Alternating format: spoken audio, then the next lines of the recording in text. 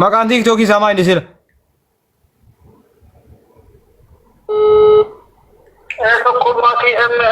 Laayivii irra hin jira maal rakkate akkam daarakti natti biskoo. Bahu khayra bayisi dawwalu. Itoophiyaa moo? Amma moo takka jedhee? Ayyee natti mi lakkoofsa natti.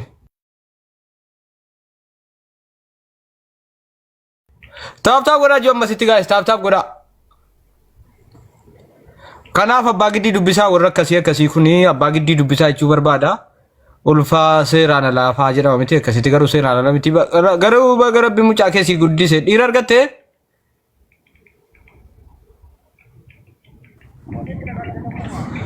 Ayyee qo'alta.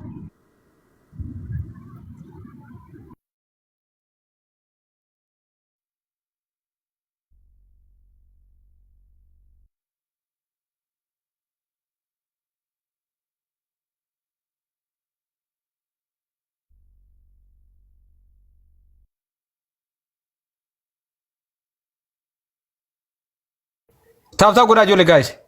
Gedduun nama faamilii natti bilbilee walirratti hidhaafanii. Taap godhaa ammasitti.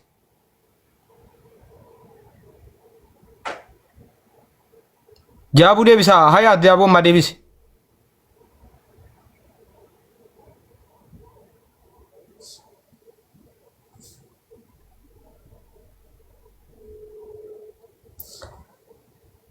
Hayaat. Okay. Jaabuu ammaa deebisi. Hello. Sapheen sagalee tun deebisa. Waliin haasaa bakka miutiin godhadha irratti. Kan keetta deebi'ee namaa. Walirratti hidhansee bar waa maara kee cufate qo'i al tokko obsammas. Tokkummaa.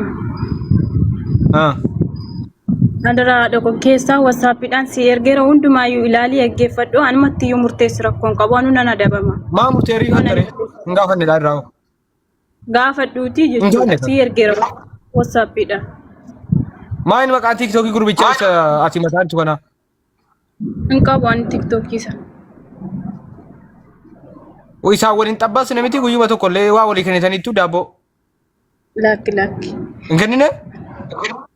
Oliin ni naasofne bar kunoo akkasuma oliin naasofne. Ittiin bu'uusi ittiin bu'ee. Lakki haasawuu akkasii hin qabne. Waliin bultanii beektanu? An guyyittii matakkitti sanaan arge malee san hin beeku jemmar. Guyyuma tokko dhaqee qoricha sii bitanii.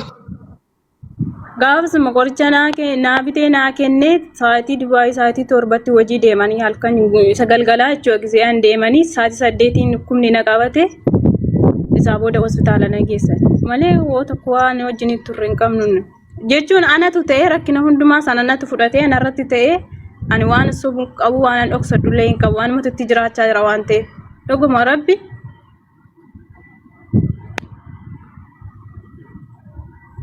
Mucaan abbaan daa'ima keetii Oromoodha miti maalumaafuu ijoollee biyya keetiiti? Eeyyee inni ijoollee Wallaggaati. Rakkoon qabu. Biyyatti wal beektu? Biyyatti illee waliin beeknu achumatti torbarre. Onlaayinuma gubbaatti wal bartanii? Lakki hojiirraa baheen achuma mana boqonnaatti jechuudha mana jaazaa sanatti bare hojii. Miyuutii qabadhu. Maali bokuun? Aloo?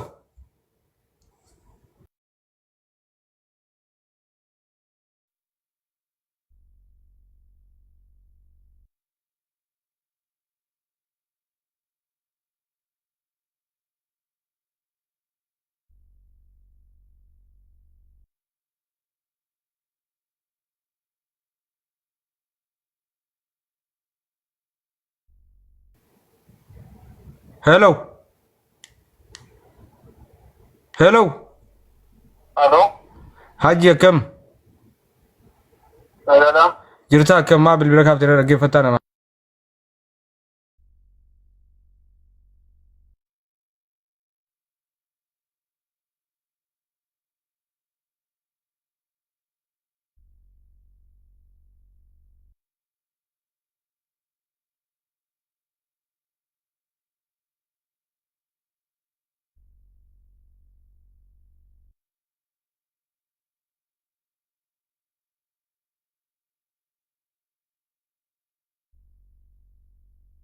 dheera tokko.